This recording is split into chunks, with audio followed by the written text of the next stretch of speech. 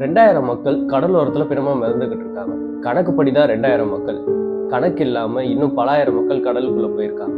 இன்னொரு பக்கம் பாம்பன் பாலத்துல இருந்து வந்த ஒரு ட்ரெயின் கவுந்து அதுல 200க்கும் மேற்பட்ட மக்கள் இறந்து போயிட்டாங்க. தனுஷ்கோடி அப்படிங்கிற ஒரு ஊரே கடலுக்குள்ள போன கதை தான் இது. ஏதோ சிட்டிசன் படம் கதை சொல்றேன்னு நினைக்காதீங்க. இது உண்மையாவே நடந்த ஒரு சம்பவம். 1964ல வந்த புயல்னால தனுஷ்கோடி அப்படிங்கிற அந்த இடம், அதாவது இந்தியாவோட ரோட் எண்ட் அப்படின்னு சொல்லக்கூடிய அந்த ஒரு ஊரு கடலுக்குள்ள போன ஒரு மிக கொடூரமான சம்பவம் தான் இந்த கதை. இது உங்கள் 30 சேனல். நான் உங்க அவினாஷ் அப்ரஹாம்.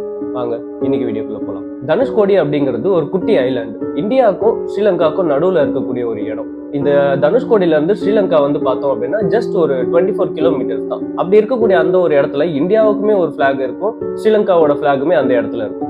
இப்போ 1964ல ஒரு காற்றழுத்த தாழ்வு மண்டலம் உருவாகுது. கடலோரத்தை ஒட்டி இருக்க மீனவ கிராமங்கள் எல்லாத்தையுமே எச்சரிக்கிறாங்க, யாரும் மீன் பிடிக்க கடலுக்கு போகக்கூடாது, நீங்க இருக்கிற இடத்துல கொஞ்சம் சேஃபா இருங்கன்ட்டு. இப்போ வந்து நிறைய ப்ரிகாஷனா என்ன பண்றாங்கன்னா, அந்த மீனவ கிராமங்கள் எல்லாத்தையுமே ஒரு கேம்ப் ஒன்று அரேஞ்ச் பண்ணி, ஸ்கூலு இல்லை காலேஜஸ் அந்த மாதிரி இருக்க ஒரு இடத்துல அரேஞ்ச் பண்ணி ஸ்டே பண்ண வைக்கிறாங்க. பட் அந்த நேரத்துல அந்த அளவுக்கு ஒரு ஃபெசிலிட்டி இல்லைன்றதுனால அவங்க எல்லாருமே கொஞ்சம் சேஃபா இருங்க அப்படின்னு சொல்லி சொன்னாங்க. இப்போ மீனவ கிராமங்கள் எல்லாமே பார்த்தோம்னா அவங்க வீடு எப்படி இருக்கும்ன்றது நமக்கு தெரியும். வெறும் ஒரு ஓலக்கொட்டாய் தான் இருக்கும்.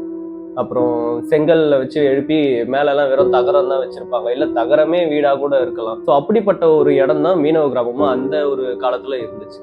இப்போ December 24, 1964 அந்த காற்றழுத்த தாழ்வு மண்டலம் ஒரு பெரிய புயலா உருவாகுது. அந்த புயலோட ஸ்பீடு மட்டும் பார்த்தோம்னா 240 km/h. அதாவது ஒரு சின்ன எக்ஸாம்பிள் மாதிரி சொல்றாங்க, நம்ம சென்னையில ட்ரெயின் ஏறணும் அப்படின்னா அந்த ஸ்பீடுக்கு போச்சு அப்படின்னா நம்ம கன்னியாகுமரியை ஜஸ்ட் 2 hours ரீச் ஆயிடலாம் அப்படிங்கிற மாதிரி ஒரு ஸ்டாட்டிக் சொல்றாங்க. ஸோ அந்த அளவுக்கு ஒரு ஸ்பீடான ஒரு புயல் தான் அந்த காலத்திலேயே வந்திருக்கு. இப்போ அந்த அளவுக்கு ஒரு ஸ்பீடான ஒரு புயல் அடிக்குதுன்னா நம்ம வீட்டில் இருக்கும் போதே நம்மளுக்கு ஒரு அந்த அளவுக்கு ஒரு இம்பாக்ட் இருக்கு. அவங்க எல்லாருமே வந்து ஒரு ஓலை வீட்லயோ ஒரு தகர வீட்லயோ அப்படிதான் இருக்காங்க. அப்ப அந்த வீடெல்லாம் எப்படி பிச்சுட்டு போயிருந்திருக்கும் அப்படின்னு யோசிச்சு பார்க்கும்போதே ரொம்ப பயமா இருக்கு. அண்ட் அது இல்லாம புயல் சொன்னேன் இல்லையா, இந்த புயலோட வேவ், அதாவது அலைகள் எந்த அளவுக்கு ஹைட்டா இருந்துச்சு அப்படின்னா 24 feet. அதாவது ஒரு மனுஷன் நம்ம சராசரியா ஒரு 6 அடியில பார்த்திருப்போம், அவனை 4 மடங்கா நிக்க வச்சோன்னா எந்த அளவுக்கு ஒரு ஹைட் இருக்குமோ அந்த அளவுக்கு ஒரு பெரிய ராட்சச அலைகள் தான் அந்த நேரத்துல வந்து.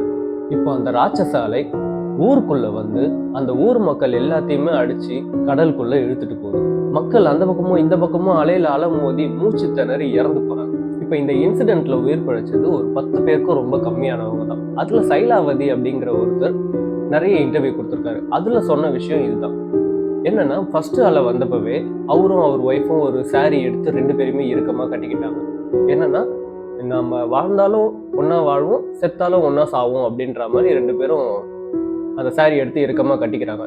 ரெண்டாவதா அந்த பெரிய அலை, ராட்சச அலை சொன்னோம் இல்லையா, 24 அடி, அது வந்து இவங்க எல்லாரையும் கடலுக்குள்ள இழுத்துட்டு போகும்போது இவங்களும் போறாங்க, கடலுக்குள்ள போயிட்டு தத்தளிக்கிறாங்க.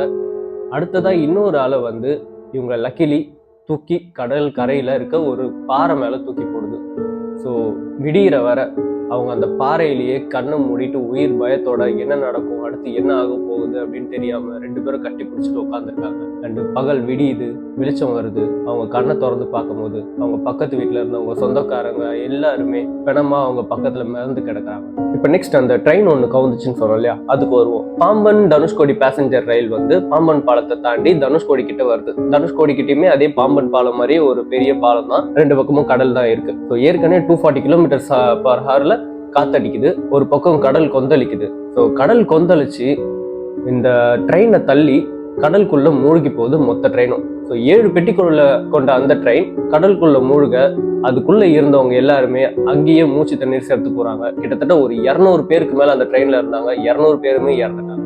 இப்ப மறுநாள் காலையில அப்போ சிஎம் இருந்த பக்தவாச்சலம் வராரு, அந்த இடத்த எல்லாத்தையுமே பாக்குறாரு. ஸோ எத்தனை பிணங்கள் கண்டுபிடிச்சிருக்காங்க அப்படின்னு பார்த்தோம்னா ஒரு 2000 கண்டுபிடிச்சிருக்காங்கன்னு சொல்றது. 2000 தானே அப்படின்னு ஷாக்கிங் கேட்கிறாரு. ஏன்னா அந்த இடத்துல 2000க்கும் மேற்பட்ட மக்கள் தான் இருந்தாங்க. ஸோ எத்தனை பேர் கடலுக்குள்ளேயே போயிட்டு கடலுக்குள்ளேயே மூழ்கிட்டாங்க அப்படின்றது இப்ப வரைக்கும் தெரியல. ஏன்னா அவங்க கண்டுபிடிச்சது இவ்வளவுதான். அது இல்லாம இன்னும் எத்தனை பேர் கடலுக்குள்ளேயே போயிட்டாங்க அப்படின்றது தெரியல. தனுஷ்கோடிக்கு போனவங்க எல்லாருக்குமே தெரிஞ்சிருக்கும் அந்த இடத்துல எவ்வளவு ஃபோர்ஸா காத்தடிக்கும், நம்மளை எப்படி தள்ளும் அப்படிங்கிறது. இப்போ புயல்லாம் வந்துச்சு அப்படின்னா அது இன்னும் எந்த அளவுக்கு ரொம்ப பயங்கரமா இருக்கும் அப்படின்றத கணிச்சு அப்போ இருந்த பக்தவாச்சலம் என்ன சொல்றாரு அப்படின்னா, இந்த இடம் வந்து மனிதர்கள் வாழ தகுதி இல்லாத ஒரு இடம் அப்படின்னு அறிவிக்கிறாரு. இந்த இடத்துல யாருமே வாழக்கூடாது இனிமே. ஏன்னா அடுத்த புயல் வந்துச்சு அப்படின்னா இதே மாதிரி இன்னும் நிறைய உயிர்கள் இழக்கலாம்.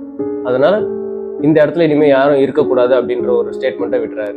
இப்போவுமே அந்த தனுஷ்கோடிக்கு போனோம் அப்படின்னா அங்க இருந்த வீடுகள், சர்ச்சு, கோயில், அதுங்களோட சின்ன சின்ன பார்ட்ஸ் எல்லாமே இடிஞ்சு போனது எல்லாமே அங்க இருக்கும். ஸோ அது எல்லாமே நம்ம பார்க்கலாம். இந்த இடத்துக்கு வந்து டூரிஸ்ட் பிளேஸா வந்து இப்போ நிறைய பேர் வராங்க. நார்த் இந்தியால இருந்தோ இல்லை ஃபாரின்ல இருந்துமே நிறைய பேர் வராங்க. ஏன்னா அந்த ஒரு இடத்த பார்க்கணும் அப்படிங்கிறதுக்காக.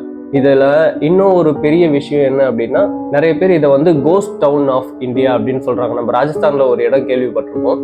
பட் ஆனா ஏன்னா கோஸ்ட் டவுன் இந்தியா அப்படின்னு நீங்க சர்ச் பண்ணீங்கனாலே இது தனுஷ்கோடி தான் வரும். ஸோ அந்த அளவுக்கு ஒரு ஃபேமஸான ஒரு இடம். ஏன்னா இதை எதுக்கு அப்படி சொல்றாங்க அப்படின்னா, இத்தனை பேர் இறந்துருக்காங்க அப்படின்றத தாண்டி அங்க ஊர் மக்கள் சுத்தி இருக்கவங்க எல்லாம் என்ன சொல்றாங்கன்னா, இன்னுமே அங்க இறந்து போன மக்கள்லாம் அங்கதான் இருக்காங்க. அவங்க வந்து நைட் டைம்ல அவங்கலாம் நம்ம பார்க்கலாம். அவங்க வந்து இன்னுமே அந்த கத்திக்கிட்டு இருக்காங்க, எங்களை காப்பாத்துங்க அப்படின்ட்டு. குழந்தைகள் வந்து பயங்கரமா அங்க சுத்தி விளையாடுறதும், எங்களை திடீர்னு வந்து காப்பாத்துங்க அப்படின்னு கத்துற மாதிரியும், ஒரு பெண் குழந்தை வந்து அங்க நின்று எங்களை கை காட்டி கூப்பிடுற மாதிரி இருக்கும் அப்படின்னு அந்த ஊர் சுத்தி இருக்க மக்கள் எல்லாம் சொல்றாங்க. பகல்ல ரொம்ப சாதுவா தெரியுற அந்த இடம் ராத்திரியில ரொம்ப திகில் விட்டுற மாதிரி ரொம்ப பயங்கரமா தான் இருக்கு. ஆனா இங்க வந்து இறந்து போனவங்க எல்லாருமே அங்கதான் இருக்காங்க அப்படின்னு சொல்றது சரியே கிடையாது. ஏன்னா அவங்க எல்லாம் இறந்து போயிட்டாங்க. அதை வந்து ஒரு கட்டுக்கதையா உருவாக்கி அங்க இவங்க எல்லாம் பேயா இருக்காங்க அப்படின்னு சொல்லி அவங்கள அவமானப்படுத்தாம இருக்கிறது நல்லதுன்னு நினைக்கிறேன். பட் இதுக்கேத்த மாதிரி அந்த இடத்துல மர்மமான முறையில நிறைய பேர் இறந்து போயிருக்காங்க. அது எப்படி என்ன ஆச்சு அவங்களுக்குன்னு கண்டுபிடிக்க முடியாத அளவுக்கு அங்க நிறைய பேர் இறந்து போயிருக்காங்க. ஸோ இதனாலதான் இதை வந்து கோஸ்ட் டவுன் ஆஃப் இந்தியா அப்படின்னு சொல்றாங்க. அடுத்த வீடியோல உங்களை பாக்குறேன்.